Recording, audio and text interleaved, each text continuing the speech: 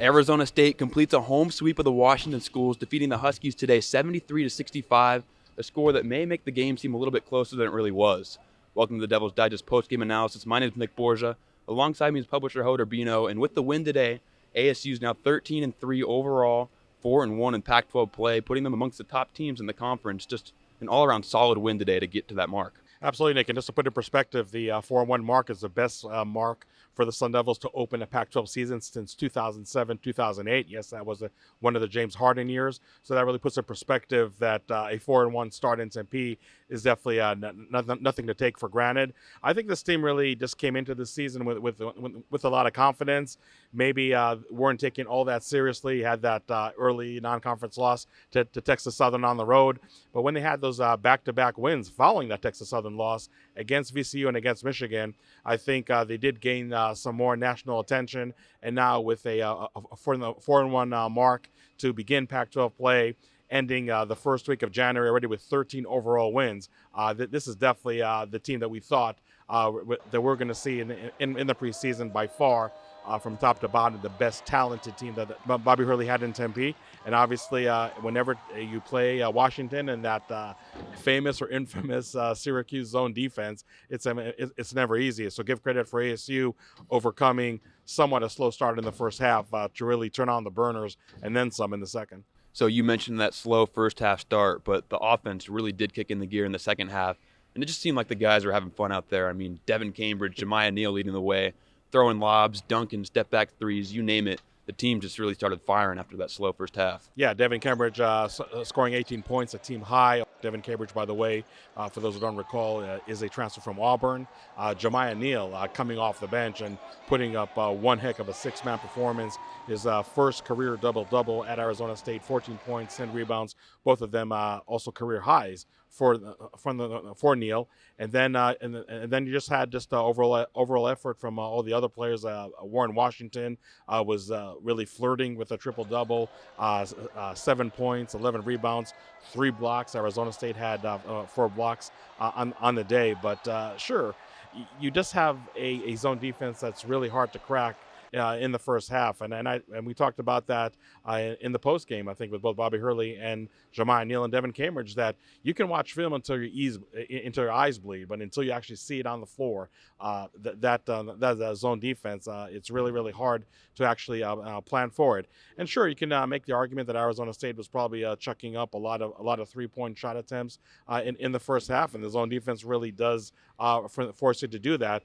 But I said before the game that this is going to be a contest where the defense is going to have to be the catalyst for the offense. Really going to have to fuel the offense, and I think that's really been the calling card for Arizona State all season long.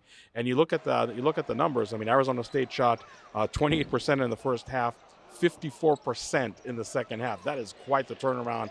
I don't think we've seen many ASU games with that much of a turnaround. So make no mistake about it. I mean, the fact that Arizona State was really making Washington's life hell on offense really did contribute to this great highlight film. This person next to me is going to put together tonight, just one alley hoop after another. David Cambridge absolutely going nuts.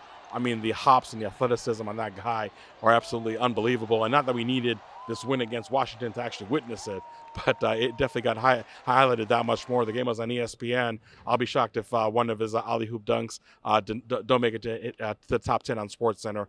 But just a great win by Arizona State. But again, you take away all the pizzazz and the 45 points scored in the second half. Just the fact that they're able to effectively crack this zone defense of Washington after they had so many issues in the first half. I think that's probably the biggest thing. If you're an ASU fan, you really should hang your head on today on Sunday. Well, if we focus on the ASU defense, I know we've been driving this point home, just the defense being the staple of this team, but let's face it, 28 points in the first half from the offense. I don't think they stay in this game without that defense to back them up and really pick them up and bring them alive in the second half. Yeah, and like I said, Nick, earlier, the score is somewhat deceiving because I think Washington actually ended the game on an 11-0 run. Otherwise, the score would look much uglier. By the way, my apologies for those who actually did bet ASU. I heard the line was 9. ASU only won by 8.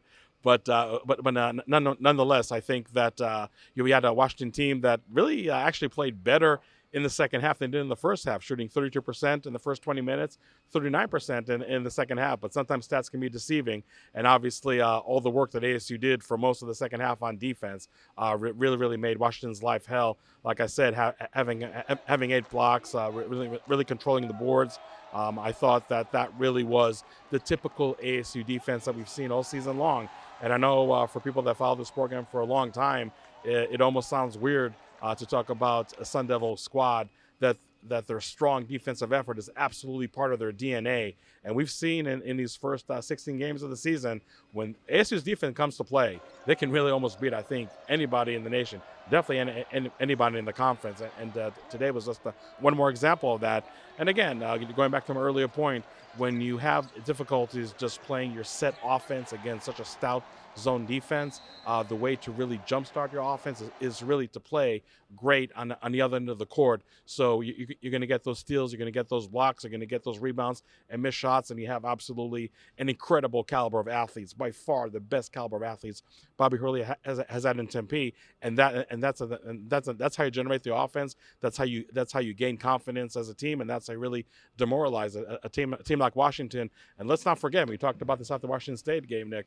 This is the same Washington team that really took U of A to the wire in Tucson on Thursday night, only lost by 3 points. So I think that close loss really got Arizona State's attention to begin with. Obviously, the zone defense they had to face, but I really felt that the game preparation, the halftime adjustments by this coaching staff may have been the best we've seen all season long, and the evidence is in today's win. Alrighty, well, next up for ASU, they're heading north, hitting the road to take on the Oregon school. Both of those schools sitting around 500, so 2 winnable games for the Sun Devils as they hit the road. Yeah, absolutely. And you just have to look at really like who the teams are you beating, who the teams are you facing in this Pac-12, because somebody told me today, and I thought I'd make a great statement. I don't know if there's that many great teams in the Pac-12, but a lot of good teams that really can have some very unexpected results. Utah, which we talked about it the other night, probably the biggest surprise in the Pac-12 this year.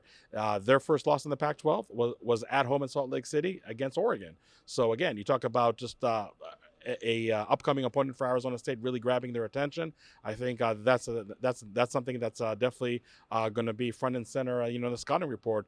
See what they did to Utah on the road, and now imagine now playing in Eugene. Definitely not going to be an easy game.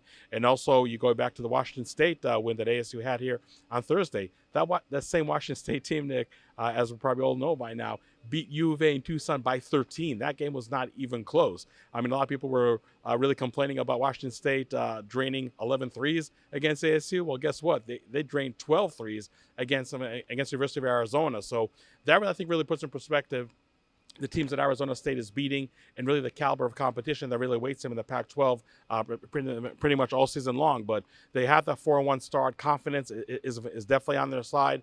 And even in a game like this, you don't want to nitpick, but the way they played in the first half, I think, is going to provide plenty of good film session for the coaches, and really showing the players that they cannot rest on their laurels. I mean, sure, this really was maybe a more convincing win than the Washington State one on Thursday, but nonetheless, Arizona State really has to play near complete basketball to win any game in the Pac-12, and I thought that today might have been a near complete game as they played, maybe since the Michigan win.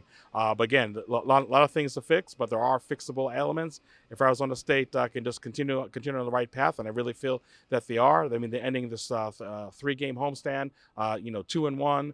The loss to Arizona, maybe a game that you can somewhat understand why that's in the loss column, but they just bounced back. They beat 2 very good Washington teams, which again made Arizona's life hell just this past weekend. So I think if you're a Sun Devil fan, there's really a lot to be proud about, and that Oregon road game is definitely going to be a very, very challenging one.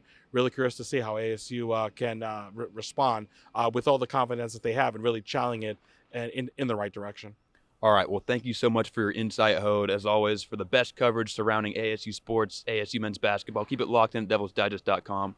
Also, drop a follow on Twitter at DevilsDigest. For Hode Urbino and the rest of our Devils Digest staff, my name is Nick Borgia. We thank you so much for tuning in. We'll see you next time.